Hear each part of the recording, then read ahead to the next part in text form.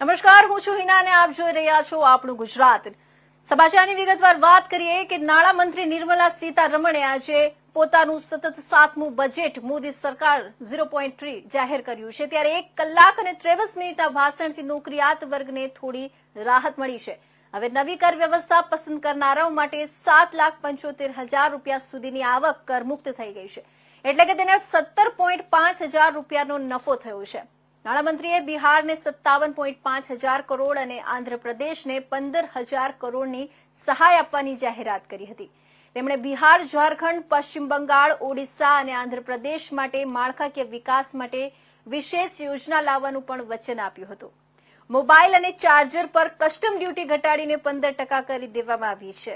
સોના ચાંદીના આભૂષણો પરની કસ્ટમ ડ્યુટી ઘટાડીને 6% કરવામાં આવી છે. ઈ-ટેક્સ સિસ્ટમમાં 7,75,000 સુધીની આવક કરમુક્ત છે.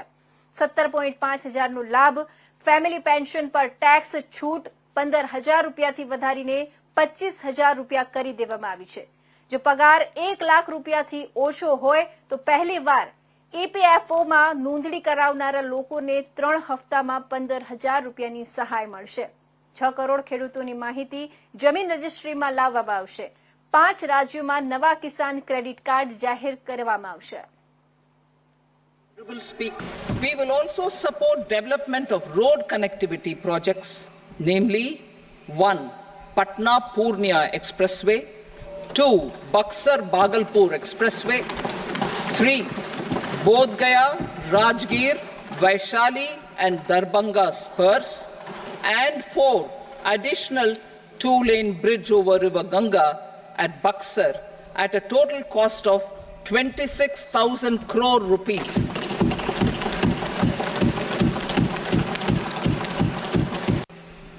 Measures for promotion of manufacturing and services.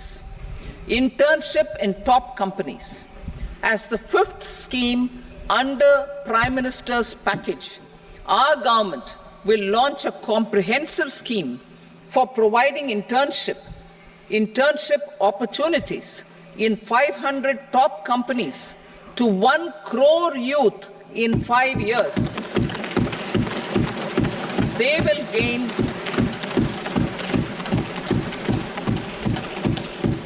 will gain exposure for 12 months to real-life business environment, varied professions and employment opportunities. An internship allowance of 5,000 rupees per month, along with a one-time assistance of 6,000 rupees will be provided. Companies will be expected to bear the training cost and 10% of their internship cost from their CSR funds. Infrastructure investment by central government. Significant investment the central government has made over the years in building and improving infrastructure has had a strong multiplier effect on the economy. We will endeavor to maintain strong fiscal support for infrastructure over the next 5 years in conjunction with imperatives of other priorities and fiscal consolidation. This year, I have provided 11,11,111 crore rupees for capital expenditure, research and development of small and modular nuclear reactors. Nuclear energy is expected to form a very significant part of the energy mix for Vikasit Bharat. Towards that pursuit, our government will partner with the private sector for 1. Setting up Bharat Small Reactors. 2. Research and development of Bharat Small Modular Reactor. And 3. Research and development of newer technologies for nuclear energy. The R&D funding announced in the interim budget will be made available for this sector also. Integrated technology platform for IBC ecosystem. An integrated technology platform will be set up for improving the outcomes under the Insolvency Bankruptcy Code for achieving consistency, transparency, timely processing, and better oversight for all stakeholders. voluntary closure of LLPs. The services of the Center for Processing Accelerated Corporate Exit, CPACE, will be extended for voluntary closure of LLPs to reduce the closure times. National Company Law Tribunals. The IBC has resolved more than 1,000 companies, resulting in direct recovery of 3.3 lakh crore to creditors. 3.3 lakh crore rupees to creditors. In addition, 28,000 cases involving over 10 lakh crore rupees have been disposed of even prior to admission. Appropriate changes to the IBC, reforms and strengthening of the tribunal and appellate tribunals will be initiated to speed up insolvency resolution. Additional tribunals will be established. Out of those, some will be notified to decide cases exclusively under the Companies Act. Urban housing. Under the PM Awas Yojana, Urban 2.0, housing needs of 1 crore urban poor and middle class families will be addressed with an investment of 10 lakh crore rupees. This will include the central assistance of 2.2 lakh crore rupees in the next 5 years. A provision of interest subsidy to facilitate loans at affordable rates is also envisaged. In addition, enabling policies and regulations for efficient and transparent rental housing markets with enhanced availability will also be put in place. Pradhan Mantri Gram Sadak Yojana, Phase 4 of the PMGSY will be launched to provide all-weather connectivity to 25,000 rural habitations, which have become eligible in view of their population increase.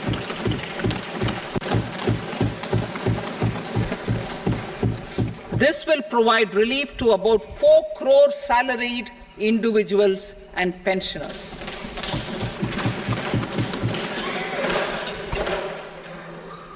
Second, in the new tax regime, the tax rate structure is proposed to be revised as follows.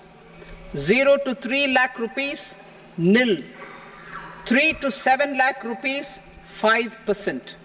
7 to 10 lakh rupees, 10%. 10 to 12 lakh rupees, 15%.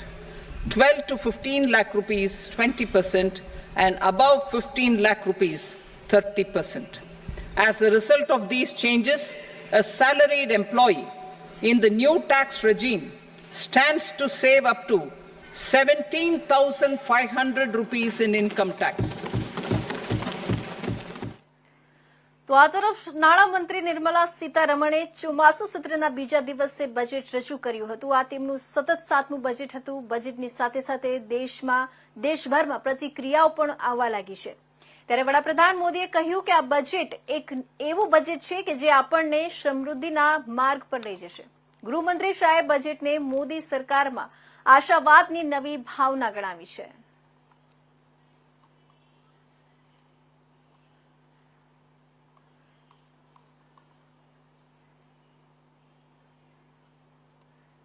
Defence exports record स्तर पर है.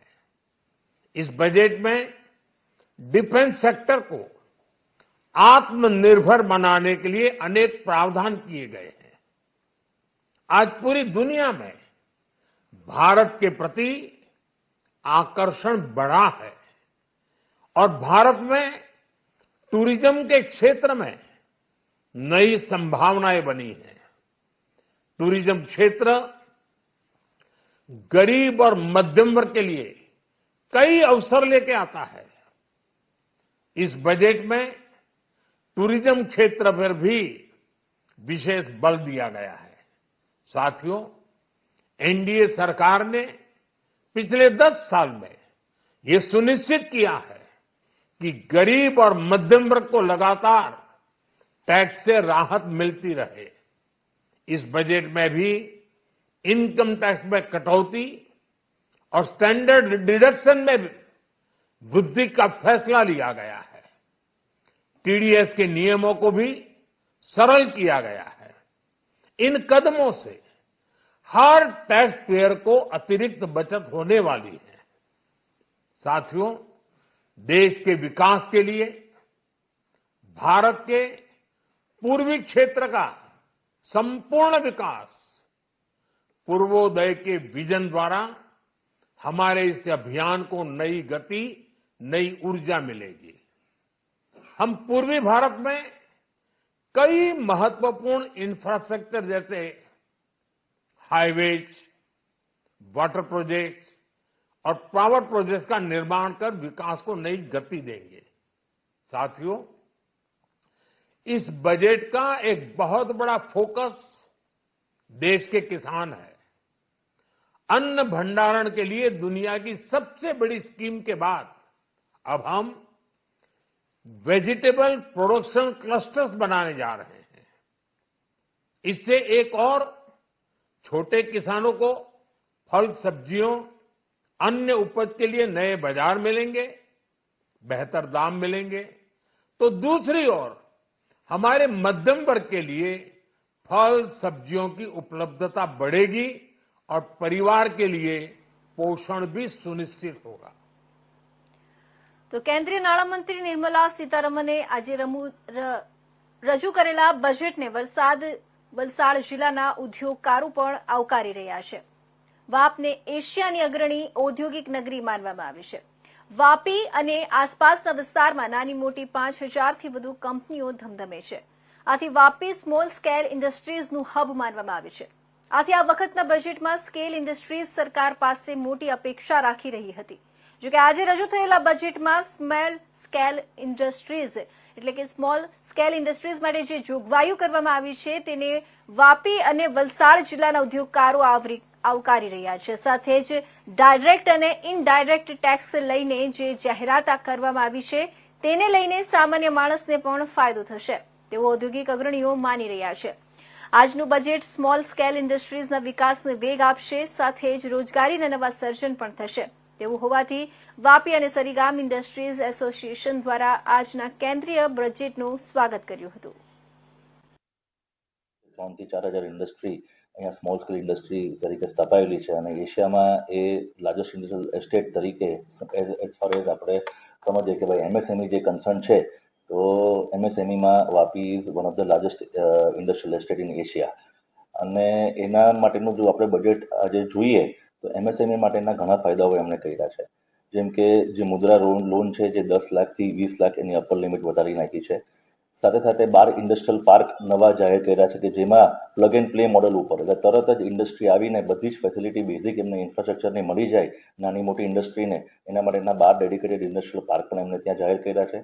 સાથે સાથે custom duty જે અમુક product ઉપર એ લોકો એમને રિડ્યુસ કરી છે જેથી કરીને લોકલ મેન્યુફેક્ચરિંગ મેક ઇન ઇન્ડિયાને ઘણો મોટો ફાયદો થશે। લેધર ઇન્ડસ્ટ્રી છે, ઓટોમોબાઈલ ઇન્ડસ્ટ્રી છે, મોબાઈલ ફોનનું રિલેટેડ જે બી ઇલેક્ટ્રોનિક ઇન્ડસ્ટ્રી છે, ગુડ સર્વિસીસમાં આ બધાને બી કસ્ટમ ડ્યુટી ઘટાડીને ઘણો એવો ફાયદો થશે। આજના બજેટને સરીગામ ઇન્ડસ્ટ્રીયલ એસોસિએશન અને સરીગામના જીઆઈડીસીના ઉદ્યોગકારો ખૂબ જ આવકારે છે। કારણ કે આપણે વાત કરીએ નાના ઉદ્યોગકારો માટે તો જે મુદ્રા લોનની જે લિમિટ હતી એ લિમિટ આજે 20 લાખ રૂપિયા સુધી કરી દીધી છે। તો જે નાના ઉદ્યોગકારો છે એને આનો ઘણો ફાયદો થશે। બીજી વાત કરીએ છીએ કે નોકરી માટેની જે સુવિધાઓ છે તો નોકરી માટે પણ આવનાર બજેટના અંદર પ્રાવધાન જે પ્રમાણે કર્યું છે કે જે સ્થાનક જે વિદ્યાર્થીઓ છે એમને ખૂબ જ ઝડપથી અને જલ્દીથી નોકરી મળી જશે। બીજી એક સરસ પ્રાવધાન કર્યું છે કે જે ફોરેન ઇન્વેસ્ટર છે એના ઉપરનો જે ટેક્સ સ્લેબ છે એ ટેક્સ સ્લેબ કોર્પોરેટ ટેક્સ સ્લેબને ઘટાડો કરવામાં આવ્યો છે જેથી કરીને બહારથી ફોરેન ઇન્વેસ્ટમેન્ટ અહીંયા વધશે, આપણા દેશમાં આપણા વિસ્તારમાં વધશે જેથી નવા નોકરીઓનું ને એનું તમને સરળતા રહેશે। તો આ ખૂબ જ આવકાર્ય બજેટ છે। ઘણા બધા પ્રાવધાન છે। હજુ આપણી પાસે બજેટ અનુરૂપ ઘણા બધા એના એ આવશે મુદ્દાઓ પણ પ્રારંભિક તબક્કે જો આને જોતા ખૂબ જ આવકાર્ય બજેટ છે અને સર્વને અમે અભિનંદન પાઠવીએ છીએ. માનનીય કેબિનેટ મંત્રી અને વિત્ત મંત્રી નિર્મલા સીતારામનજીએ આજે કેન્દ્રીય બજેટ રજૂ કર્યું એ માનનીય નરેન્દ્ર મોદી સાહેબનું 2047નું જે વિકસિત ભારતનું વિઝન છે એ અનુસંધાને જ આજનું બજેટ નિર્મલા સીતારામનજીએ આજે લોકસભામાં બજેટ રજૂ કર્યું. અમે ઉદ્યોગના મિત્રો એનો આવકારીએ છીએ. સાથે સાથે MSME અને મુદ્રા લોનમાં MSMEમાં બી ઘણો બધો ફાયદો કરી આપ્યો છે અને મુદ્રા લોનમાં બી ઘણો બધો બેનિફિટ છે. સાથે સાથે જે મધ્યમ વર્ગ અને જે નોકરી પેશા લોકો છે એના માટે બી આ બજેટમાં 50,000થી 75,000 ડિડક્શન અને મધ્યમ વર્ગ માટે બી ઇન્કમ ટેક્સમાં બી જે રીતે સ્લેબ આપ્યો છે 3 લાખથી 5 લાખ, 5 લાખથી 7.5 લાખ, 7 લાખથી 15 લાખ સુધીમાં એ બી આવકારીએ છે. અને સાથે સાથે જે ખેડૂતો માટે અને નાના જે લોકો શહેરોમાં રહે છે લોકો એના માટે રૂફટોપ યોજના, સૂર્ય ઘર તરીકે યોજના ડિક્લેર કરેલી છે. 1 કરોડ ઘરોમાં જે રીતે 300 યુનિટ વીજળી ફ્રી અને જે લોકો રૂફટોપ નાખવાના છે એના માટે બેનિફિટ અને એ બી આવકાર્ય છે. અને ઉદ્યોગો માટે એટલા માટે આવકાર્ય છે કસ્ટમ ડ્યુટી જે વધારે હતી. તો પાલનપુર માવજી હોસ્પિટલ ખાતે મંગળવારે નિઃશુલ્ક સર્વરોગ નિદાન કેમ્પનું આયોજન કરવામાં આવ્યું હતું, જેમાં મોટી સંખ્યામાં દર્દીઓએ લાભ લીધો હતો. પાલનપુર માનસરોવર રોડ પર આવેલી માવજત મલ્ટી સ્પેશિયાલિટી હોસ્પિટલ દ્વારા નિઃશુલ્ક સર્વરોગ નિદાન કેમ્પનું આયોજન કરવામાં આવ્યું છે, જેનું મુખ્ય ઉદ્દેશ્ય હોસ્પિટલના ટ્રસ્ટી શ્રેણિકભાઈ ચુનીલાલ ચોકસીની પ્રથમ વાર્ષિક પુણ્યતિથિ નિમિત્તે ગરીબ દર્દીઓને સસ્તા દરે સારવાર મળે તે માટે તે હેતુથી આયોજન કરવામાં આવ્યું હતું. આ પ્રસંગે જિલ્લામાંથી મોટી સંખ્યામાં દર્દીઓએ હાજર રહી નિઃશુલ્ક નિદાન કેમ્પનો લાભ લીધો હતો.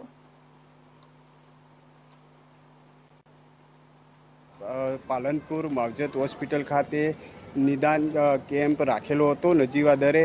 એના અનુસંધાનમાં મારા ભાઈબંધને લઈને અમે એમની વિઝિટ માટે સારવાર માટે આવેલો છું અને સારી એવી સંખ્યા છે અને ડૉક્ટર સાહેબો અને એમનું સંચાલન પણ બહુ સારું છે અને એમનો સ્ટાફ મિત્રનો પણ કામગીરી આપણે પૂછપરછ કરીએ તો વ્યવસ્થિત રીતે એમનો જવાબ પણ મળે છે અને નથી ખબર પડતી એમને પોતે સમજાવીને એમને સારી રીતે ઉપયોગ કરે છે. આજે 23/7/2024ના દિવસે માવજત હોસ્પિટલના આદ્ય સ્થાપક સ્વર્ગીય શ્રી શ્રેણિકભાઈ ચોકસીની પ્રથમ પુણ્યતિથિ છે. આ નિમિત્તે માવજત હોસ્પિટલ દ્વારા એક કેમ્પ યોજવામાં આવી રહ્યો છે. આ કેમ્પમાં ઓપીડી તપાસ, સુપર સ્પેશિયાલિસ્ટ અને સ્પેશિયાલિસ્ટ ડોક્ટર દ્વારા. તો અમીરગઢ તાલુકામાં નહિવત વરસાદના લીધે વાતાવરણમાં ગરમી બફારો રહેતો હોવાથી ઓપીડીમાં ચિંતાજનક વધારો થયો છે. જોકે આરોગ્ય તંત્ર દ્વારા લોકોને બહારનું ખાવાનું ટાળવા અપીલ કરાઈ છે. તો બીજી બાજુ ચાંદીપુરને લઈ તંત્ર દ્વારા 132 લોકોને ટીમો બનાવી ગ્રામીણ વિસ્તારમાં સર્વે કામગીરી હાથ ધરી છે. અમીરગઢ તાલુકામાં ગત વર્ષની સરખામણી ચાલુ વર્ષે નહિવત વરસાદ નોંધાયો છે, જેના લીધે ઘરે ઘરે ઝાડા તાવ જેવા દર્દીઓમાં વધારો થઈ રહ્યો હોવાથી આરોગ્ય કેન્દ્રોમાં દર્દીઓનો ધસારો જોવા મળી રહ્યો છે. જોકે આરોગ્ય તંત્ર દ્વારા લોકોને બહારનું ખાવાનું અને વાસી ખોરાક ખાવાનું ટાળવું તેમજ ખોરાકને ઢાંકીને રાખવા અપીલ કરાઈ છે.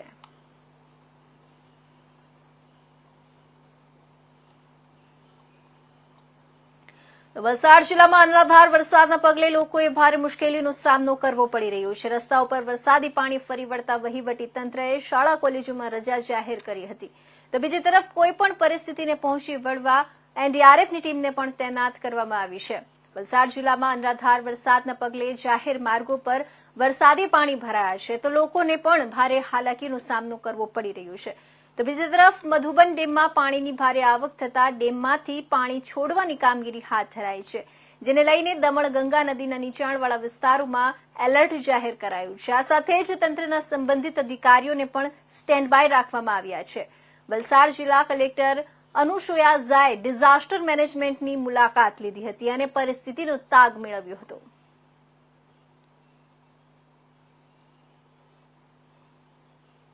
ડાંગ જિલ્લાના ત્રણેય તાલુકામાં સાર્વત્રિક વરસાદનો માહોલ જામ્યો છે. ગિરિમથક સાપુતારા ખાતે પણ સારો એવો વરસાદથી મનમોહક કુદરતી પ્રેમી પ્રવાસીઓનો ધસારો જોવા મળ્યો હતો.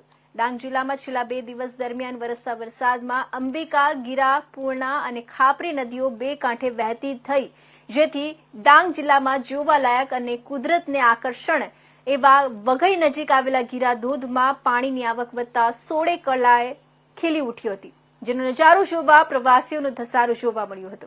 ડિઝાસ્ટર પ્રમાણે સવારે 6 થી બપોરે 1 સુધી 7 કલાકમાં Ahwa 2 inch, Saputara 1.5 inch, Waghai 1.5 inch, Subir 1.5 inch વરસાદ નોંધાયો છે.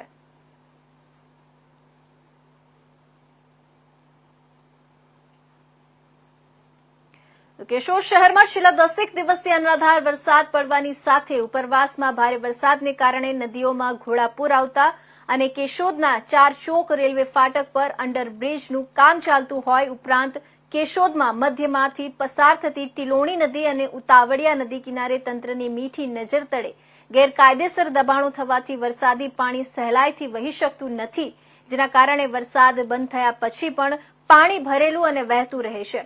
કેશોદના પૂર્વ વિસ્તારના રહીશોને શહેરી વિસ્તારમાં આવવા માટે ગાંધીનગર સોસાયટીમાં આવેલા ગરનાળા નીચેથી પસાર થવું પડે છે. ત્યારે નદીમાં ઘોડાપૂર આવતા ધસમસતા પાણી વચ્ચે જોખમ ખેડીને પસાર થતા વાહન ચાલકો હેરાનગતિનો ભોગ બની રહ્યા છે.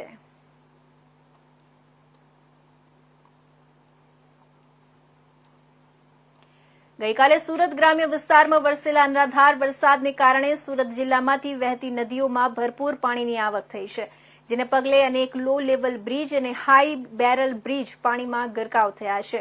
માંગરોળ તાલુકાના મોટા બોરસરા ગામેથી પસાર થતી અને 3 તાલુકાઓ માટે જીવાદોરી સમાન કીમ નદી પર મોટા બોરસરા ગામે પાણીમાં ગરકાવ થયો છે. આ હાઈ બેરલ બ્રિજની બાજુમાં એક લો લેવલ બ્રિજ પણ આવ્યો છે, પરંતુ તે લો લેવલ બ્રિજ 3 દિવસ પહેલાથી જ પાણીમાં ગરકાવ થઈ ગયો હતો. છેલ્લા 2 દિવસથી ધોધમાર વરસાદ વરસી રહ્યો છે, જેને લઈને સુરત જિલ્લાની સ્થિતિ કફોડી બની હતી. જ્યાં જુઓ ત્યાં પાણી જ પાણી થઈ ગયું હતું અને જળસ્તરમાં પણ વધારો જોવા મળ્યો હતો. ત્યારે માંગરોળ તાલુકાના જે મોટા બોરસરા ગામ પાસેથી જે બ્રિજ છે એ બ્રિજ ઉપરથી પણ કીમ નદીના પાણી ફરી વળ્યા છે. દ્રશ્યમાં તમે જોઈ શકો છો કે જે રીતના વરસાદ અવિરત વરસાદ વરસ્યો હતો એ વરસાદને લઈને જે હાઈ બેરલનો જે બ્રિજ છે એ બ્રિજ ઉપરથી પાણી ફરી વળ્યા છે, જેને લઈને આજુબાજુના ગામનો સંપર્ક પર તૂટી ગયો છે, જેને લઈને વાહન ચાલકો સહિત જે નોકરિયાત વર્ગ છે એ વર્ગને પણ હાલાકીનો સામનો કરવાનો વારો આવ્યો છે. આજે પણ હજુ વરસાદ ધીમી ધારે વરસી રહ્યો છે, ત્યારે જિલ્લાની અંદર જળબંબાકાર જેવી સ્થિતિ સર્જાઈ રહી છે. Mahendrasinh Mangrola, India news, Surat. તો છેલ્લા 1 સપ્તાહથી જૂનાગઢ શહેર સહિત જિલ્લાને મેઘરાજા ઘમરોડી રહ્યા છે. ત્યારે આજે પણ જિલ્લાના માણાવદર, માળિયા હાટીના, વિસાવદર, વંથલી, જૂનાગઢ શહેરમાં પણ મેઘરાજા મન મૂકીને વરસી રહ્યા છે. ત્યારે માળિયા હાટીના શહેર અને આસપાસના ગામડાઓમાં સાર્વત્રિક વરસાદને કારણે લોકોના ઘરોમાં પણ પાણી ઘૂસવાના સમાચારો પ્રાપ્ત થઈ રહ્યા છે. જ્યારે માળિયા હાટીના શહેરમાં ઘૂંટણ ડૂબ પાણી ભરાતા લોકોને અવરજવરમાં ભારે મુશ્કેલીઓનો સામનો કરવો પડી રહ્યો છે. માળિયા હાટીના તાલુકામાં આજના દિવસ સાથે સિઝનનો કુલ 1039 મિલીમીટર વરસાદ, જ્યારે માણાવદર તાલુકામાં આજના દિવસ સાથે કુલ 1299 મિલીમીટર વરસાદ, જૂનાગઢ ગ્રામ્ય પંથકમાં 1314 મિલીમીટર, જ્યારે જૂનાગઢ શહેરમાં 1107 મિલીમીટર વરસાદ પડ્યો હોવાના સમાચારો પ્રાપ્ત થઈ રહ્યા છે. તો બીજી તરફ જૂનાગઢ શહેર અને જિલ્લામાં સાર્વત્રિક વરસાદના કારણે જિલ્લાના હાલ 14 જેટલા ડેમો ઉભરાઈ રહ્યા છે.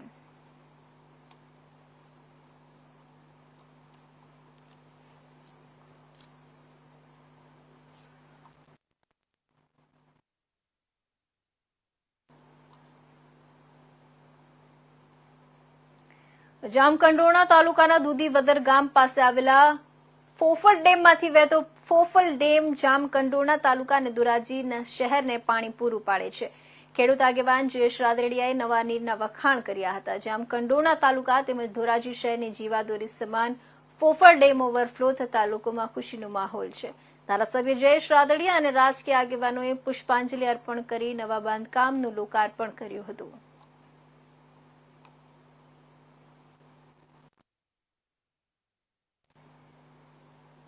તારીખ 19/7ના રોજ ઉપરવાસમાં સારી માત્રામાં ભારે વરસાદ થતાં ઓવરફ્લો થઈ ગયેલ છે.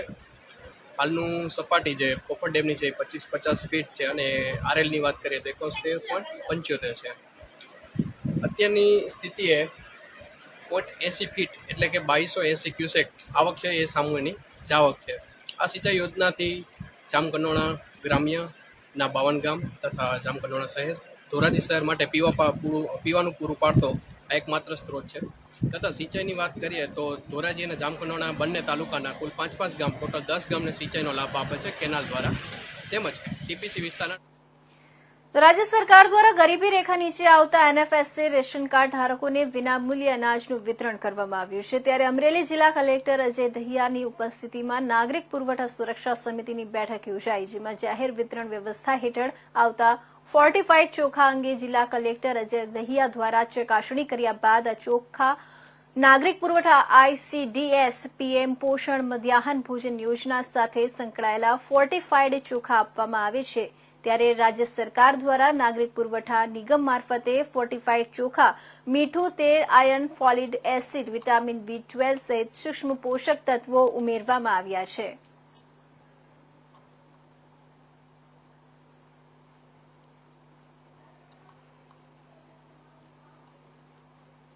વલસાડના ઉમરગામ બીચ ખાતે બપોરના સમયે પરપ્રાંતીય 5 યુવાનો દરિયામાં નહાવા પડ્યા હતા, જે પૈકી આકાશ યાદવ નામક યુવક દરિયાના પાણીના કરંટ અને ઊંચા સહિત પવનવાળા મોજામાં તણાઈ જતા લાપતા થયો હતો. યુવકના તણાયાની ઘટના નજરે જોનાર સ્થાનિકોએ યુવકને બચાવવા માટે પ્રયાસ હાથ ધર્યા હતા, પણ દરિયાના પાણી સામે બેબસ સાબિત થયા હતા, જેમાં 4 યુવાનો પોતાનો જીવ બચાવી હેમખેમ પાણીમાંથી પરત ફર્યા હતા. ત્યારે આકાશ દરિયાના પાણીમાં તણાઈ જતા મોત નીપજ્યું હતું. જ્યારે ઘટના અંગે લોકોએ ફાયર બ્રિગેડને જાણ કરતા તાત્કાલિક બ્રિગેડ પોલીસની ટીમ ઘટના સ્થળે પહોંચી હતી અને ઉમરગામ બીચ પર પહોંચતા 19 વર્ષીય આકાશની શોધખોળ આરંભી હતી.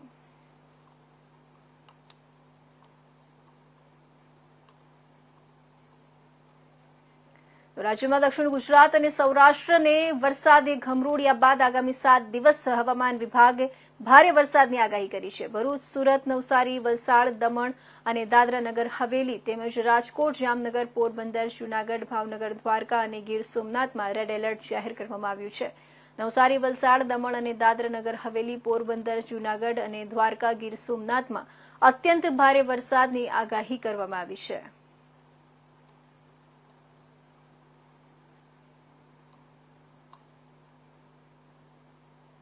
તો આ હતા ઇન્ડિયા ન્યૂઝના મહત્વના સમાચાર. નવા સમાચાર માટે જોતા રહેજો ઇન્ડિયા ન્યૂઝ ગુજરાત.